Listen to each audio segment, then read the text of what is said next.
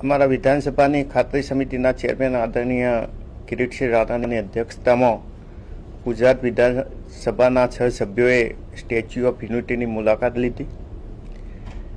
સૌથી પહેલાં તો આવી સુંદર પ્રતિમા બનાવવા માટે નરેન્દ્રભાઈ મોદીને વિચાર આવ્યો અને ગુજરાત સરકારના એ વખતના મુખ્યમંત્રી તરીકે એમને આ વિચાર પૂર્ણ કરીને આજે વિશ્વ લેવલે સુંદર પ્રતિમા બનાવી છે।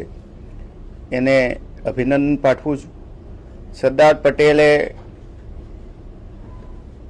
એક લોખંડી પુરુષ હતા અને સરદાર પટેલે જે રીતે દેશને અખંડ કરવાનું જે સરાહનીય કામ કર્યું છે અને એમની કામ, એમના કાર્યો અને એમનું યોગદાન કાયમ માટે લોકોના દિલ દિમાગની અંદર રહે એના માટે સુંદર ગેલેરીની અંદર જે પણ વ્યવસ્થા કરી છે એને